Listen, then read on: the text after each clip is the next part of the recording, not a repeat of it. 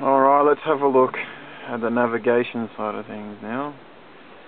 If I press the menu, music stops, goes back, but if I go into SD and I leave it on SD, I can pretty much press the navigation button and it takes me into that one already. So what I'm going to do is just zoom into the screen so you can see the screen a little bit better. What I've got in there at the moment is iGo8 with the Australian maps. So basically that's what the software looks like inside. I won't tell you much about that, I'll tell you that in a little bit. But going back to the interface that comes with the unit, this is pretty much it. You've got the navigation console. That button there launches the software. You've got ebooks, which you can pretty much go through. Pretty straightforward, easy to navigate. You can get some music. Now the music would only be read from the card, which is in the GPS slot, which is the one to the left. Again, steering wheel controls are still functional. I'm just using that to turn the music down a notch. You can put pictures on there and use this to view a slideshow. Haven't got any in there at the moment, so you can't see, but it's pretty much self-explanatory.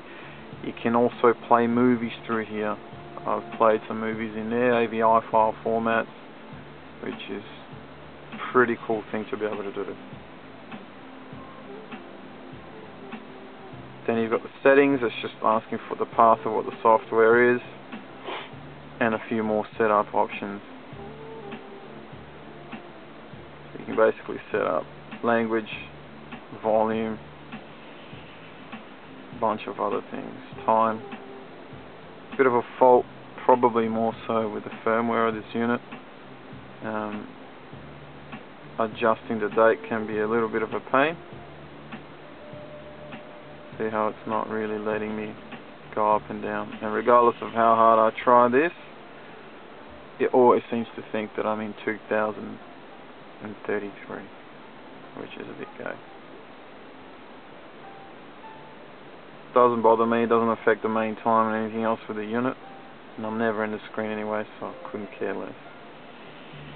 Now, interesting part, a GPS, and I came across this with a YouTube video before. I'm currently sitting in my carport. I've got a whole bedroom pretty much, a lot of concrete above me, and I've still got plenty of bars. He knows exactly where I am, and I shouldn't really reveal my position to you, but that's basically just so you know. Now, another thing that was alerted to me is usually when you remove the SD card, or when you insert the SD card, there's a change with the strength of the signal that you get. As soon as you insert the SD card, you tend to lose, I'll just mute this, a lot of strength in the signals of the GPS. And it's also visible in another screen from any other softwares, but you might see a bit of an unstable situation with the bars, and this, just trying to load that automatically, but the bars and the signals generally tend to drop. You lose a satellite or two. No big deal. Reception is generally pretty good. Like I said, I'm almost in the garage, and I'm still getting enough to get a position. Let me chuck some music back on.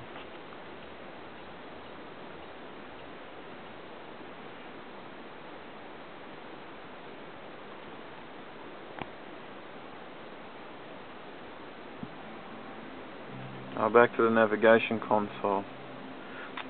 This is just touch screen calibration. If you press it, you just got to do it. Bit annoying. Okay, adjusting the brightness, contrast, etc. And this is just information on the operating system. It runs on Windows CE 5.0. There's a bunch of other things that you can do to this unit as well, as it's just basically a Windows mobile device. Now, with the SD card, one thing I forgot to mention, this will not take SDHC.